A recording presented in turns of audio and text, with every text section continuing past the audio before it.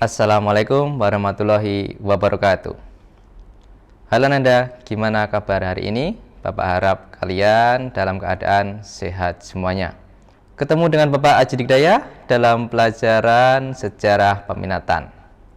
Nah, pada pertemuan hari ini Bapak akan mengulas sedikit materi tentang Indonesia, tentang Dirgahayu Republik Indonesia, bendera merah putih, yaitu materi pengakuan kemerdekaan Indonesia. Tentu kalian di sini sudah tidak asing. Kapan sih Indonesia merdeka? Kapan sih Indonesia bisa merdeka seutuhnya? Nah, di sini kita akan membahas bersama-sama. Ya, pengakuan kemerdekaan Indonesia. Ayo, negara mana yang mengakui kemerdekaan Indonesia pertama kali? Ya, ini adalah negara yang mengakui. Kalian lihat bendera ini ya. Pertama, itu bendera yang merah, putih, hitam. Bendera mana? Itu adalah bendera Mesir. Yang kedua, yang tengahnya ada roda-roda kecil. Nah, itu adalah bendera India, tepatnya di wilayah Asia Timur.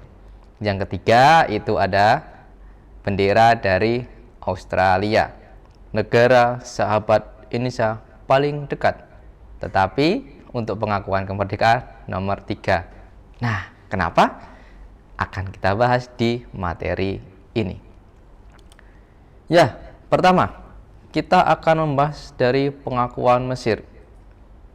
Di sini kalau kita analisa secara detail, Mesir merupakan negara Asia yang cukup jauh kalau dilihat secara letak geografisnya. Mungkin beribu-ribu mil kalau dibandingkan dengan Australia. Tetapi kenapa Mesir malah mengakui kemerdekaan Indonesia nomor 1 dibanding negara-negara kita? Ayo, siapa yang bisa? Nah, ini jawabannya di sini. Ini adalah salah satu aktornya. Ada Ikhwanul Muslimin. Tentu sebagian dari Ananda tidak asing tentang Ikhwanul Muslim ini. Ya, betul. Ini merupakan salah satu organisasi Islam yang berada di Timur Tengah, tepatnya di wilayah Mesir. Bila kalian menengok ke belakang ya, IM atau Ikhwanul Muslimin beberapa waktu lalu pernah bergejolak dengan negara adidaya Amerika. Tapi kita juga akan membahas itu, kita akan membahas seputar pengakuan kemerdekaan. Ya, organisasi IM itu pada proses kemerdekaan Indonesia memberikan kesempatan kepada mahasiswa Indonesia, tidak hanya mahasiswa, ada mahasiswi juga, untuk menulis artikel berita tentang kemerdekaan Indonesia. Memang waktu itu secara de facto Indonesia sudah merdeka, sudah memproklamirkan kemerdekaan Indonesia. Tetapi secara de jure belum. Kenapa? Karena belum diakui oleh negara lain untuk kemerdekaannya itu. Nah, dari sini kita bisa mengambil bahwa perlu proses yang lebih panjang dalam hal kemerdekaan. Nah, di sini peran dari Ikhwanul Muslimin sangat besar. Seperti yang Bapak jelaskan di awal tadi, bahwa IM ini memberikan kesempatan yang luas kepada mahasiswa Indonesia untuk menulis artikel, untuk menulis berita yang kemudian dimuat oleh koran-koran lokal maupun koran-koran internasional. Tetapi ada yang lebih penting, ketika mahasiswa Indonesia berdemo di depan kedutaan besar Belanda di Kairo, tidak ada tentara yang menghalangi, sehingga itu menarik dari media asing. Disinilah Indonesia mulai mendapatkan perhatian dari dunia internasional. Nah, selain itu juga Indonesia juga mendapat dukungan dari Liga Arab. Kalian tidak usah berpikir Liga Arab itu apa. Ada Manchester United seperti Liga Inggris ya, ada Manchester City, ada mana lagi ya, Leicester City, ada Leeds United. Tidak, ini bukan liga sepak bola, tetapi ini adalah liga tentang negara-negara Islam yang pernah terjajah oleh negara lain. Nah, di sini Liga Arab menyerukan kepada seluruh anggotanya untuk mendukung kemerdekaan Indonesia. Atas dasar apa? Atas dasar sama-sama negara Islam, sama-sama negara yang pernah dijajah. Nah, dari situlah mulai terjalin hubungan yang bisa dibilang harmonis antara Indonesia dengan negara-negara Arab. Ada Lebanon, ada Syria, ada Irak, ada Iran, Arab Saudi, dan negara-negara Arab lainnya. Nah, di sini pengakuan de jure dari Liga Arab membuat konflik itu tidak hanya dimiliki Indonesia dan Belanda, tetapi juga dimiliki oleh dunia internasional. Nah, dari sinilah mulai terbuka mata dunia itu bahwa Indonesia itu adalah negara yang sedang memperjuangkan kemerdekaan. Nah, ini urutan-urutan waktu ya, kenapa Indonesia bisa masuk ke Arab. Nah, pada 7 April 46 itu Indonesia mengirimkan delegasi ke Mesir. Nah, kemudian tidak lama setelah itu, tepatnya 26 April 46, Indonesia menyampaikan rasa simpati kepada Mesir atas dukungannya. Kemudian delegasi yang selanjutnya pada bulan Mei, Indonesia mengirimkan delegasi yang bisa dibilang negosiator bagus lah, yaitu Haji Agus Salim, menyampaikan rasa terima kasih kepada Ikhwanul Muslimin karena Ikhwanul Muslimin adalah seperti pembuka bagi kemerdekaan Indonesia, pengakuan de jure-nya. Nah, kemudian bulan November disusul oleh Sultan Syahrir datang ke Mesir membicarakan hal-hal yang berkaitan dengan pengakuan dari PBB melalui bantuan Mesir. Nah, di sini kita masuk ke materi selanjutnya, yaitu pengakuan dari India. Nah, kenapa sih India yang berada jauh dan di sana bisa mengakui kemerdekaan Indonesia? Faktornya apa kira-kira, menurut kalian? Ini kalau dibilang dengan Australia ya dekatan Australia sebenarnya, tapi kok malah India yang bisa masuk? Ayo, siapa yang bisa? Mari kita bahas di sini ya. Nah, seperti kalian lihat ya, ini adalah hubungan yang harmonis antara Soekarno dengan Jawaharlal Nehru. Pertama, kenapa sih India mau mengakui kemerdekaan Indonesia? Ketika India dijajah oleh Inggris dengan waktu yang lama, itu menyebabkan kesengsaraan, kelaparan yang cukup panjang di India. Kematian berada di mana-mana, anak-anak terlantar, banyak janda. Karena apa? Di India SDM-nya itu benar-benar diperas habis oleh Inggris untuk ya salah satu untuk biaya perang itu ya. Nah, terus kita masuk ke materi fokusnya. Kenapa India mau menguasai, mau membantu ini, jawabannya ada ini. Nah, pada 20 Agustus 46, tentu setelah Indonesia merdeka ya, Indonesia memberikan bantuan 500 ton beras ke India atas bencana kelaparan yang terjadi. Ya karena itu tadi ya, seperti yang Bapak jelaskan di awal tadi, karena kesengsaraan penjajahan yang cukup lama. Tetapi 500 tahun ini tidak langsung diberikan langsung, tidak ya, tapi secara bertahap. Kalau 500 ton langsung nanti kapalnya nggak kuat. Nah, pada saat pengiriman ini ya 500 ton itu Indonesia diwakili oleh satu delegasi, yaitu Sultan Syahrir, yang langsung diterima oleh Jawaharlal Nehru dan Padmatik. Itu adalah, kalau Padmatik ini seorang tokoh bangsawan sekaligus apa ya istilahnya, kalau Indonesia itu pemimpin yang melawan pemerintahan Inggris. Tidak hanya itu juga, dalam bantuan ke Inggris tidak hanya berupa beras, tetapi Indonesia juga memberikan bantuan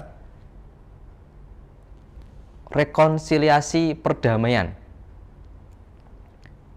di India. Nah, ini ketika di India terjadi pengasingan oleh Inggris, Indonesia ikut campur di sini.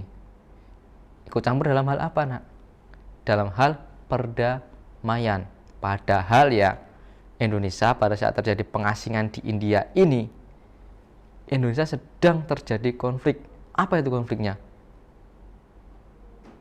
Siapa ingat?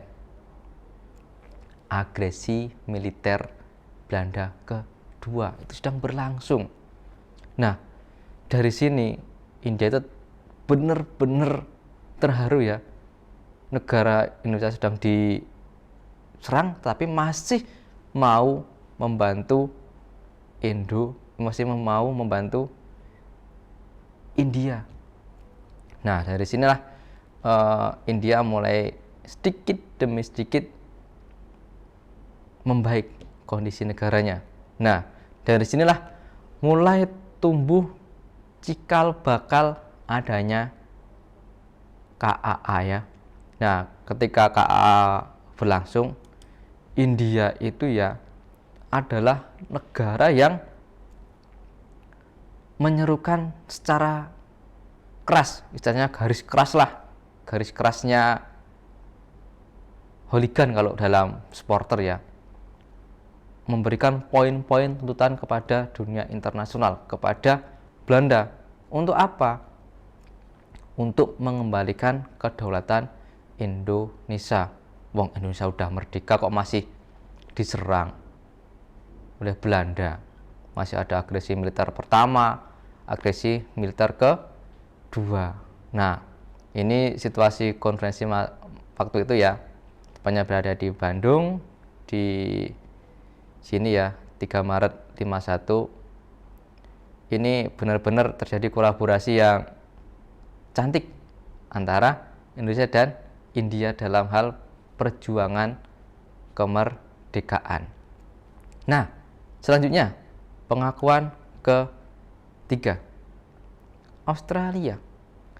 Bila kalian analisa ya, secara geografis, Australia merupakan negara yang paling dekat dengan Indonesia. Australia itu. Nah, kok malah terakhir sih mengakui kemerdekaan Indonesia? Kan ini menjadi suatu hal yang unik kalau kita analisis secara mendalam ya. Nah, di sini ada peran dari seorang bisa dibilang tokoh lah, atau Perdana Menteri juga bisa ya di sini ya, oleh Joseph Benedict Chively. Nah, Joseph ini memberikan pandangan bahwa setiap negara itu bebas untuk memilih kemerdekaan sendiri. Nah, di sini Australia juga menolak segala kekerasan yang dilakukan Belanda terhadap Indonesia. Kok tiba-tiba Australia mau berbicara seperti ini? Bisa. Kenapa faktornya? Ayo, siapa yang bisa? Nah, faktornya itu karena kedekatan Indonesia dengan Uni Soviet. Ketika Indonesia dekat dengan Uni Soviet, itu bisa dibilang Indonesia akan menjadi negara adidaya baru di Asia, menyamai Uni Soviet. Oleh karena itu, Australia cukup, ya bisa dibilang lah, cukup ketakutan karena faktor tersebut. Kedekatan Indonesia dengan Uni Soviet bisa kalian lihat ya. Kalau kalian melihat stadion Luzhinsky di Moskow dengan stadion GBK dan kompleknya, itu sama persis bentuknya, nak. Tidak ada bedanya. Plek. Karena apa? Waktu itu Presiden Soekarno meminjam blueprint pembangunan dari Uni Soviet itu. Maka dari itu kalau kalian melihat antara Indonesia dengan Uni Soviet dalam hal komplek GBK-nya itu akan sama, bentuk stadionnya sama. Plek, tidak ada bedanya. Itu salah satu indikator kedekatan Indonesia dengan Australia itu. Nah, ini ya bantuan-bantuan dari Australia ya. Ketika Indonesia mengalami serangan agresi militer 1 oleh Belanda, Australia itu memperjuangkan kemerdekaan Indonesia dengan mendesak Dewan Keamanan PBB untuk menghentikan aksi Belanda. Jadi modelnya Australia ini berbicara di dunia internasional, tidak langsung terjun ke lapangan dalam hal pembelaan. Nah, ini ya, waktu itu ya di delegasi sidang PBB Indonesia diwakili oleh Sultan Syahrir, Agus Salim, Sumitro Joyo Hadi Kusumo pada tanggal 14 Agustus 47. Nah, dari sidang PBB ini kemudian terbentuk namanya KTN. Apa itu KTN? Komisi Tiga Negara, yang terdiri dari Belgia, Amerika, dan Australia itu sendiri. Nah, ini nanti 3 negara ini yang akan mempelopori kemerdekaan Indonesia sekaligus pengakuan kemerdekaan Indonesia oleh PBB juga, ini akan dipelopori. Nah, KTN itu nanti akan berubah menjadi UNCI. Nah, disinilah kunci pengakuan kemerdekaan Indonesia pada tahun 1949. Nah, ini di sini faktor de jure mulai tumbuh dan menarik perhatian dunia internasional. Nah, Ananda, untuk pembahasan bab ini cukup sekian dulu ya. Nanti akan ada bahasan-bahasan yang menarik lainnya dari Bapak. Oke? Salam sehat untuk kalian semua. Insya Allah ditunggu materi selanjutnya dari Bapak. Fastabiqul khairat. Assalamualaikum warahmatullahi wabarakatuh. Tetap sehat untuk kalian semua.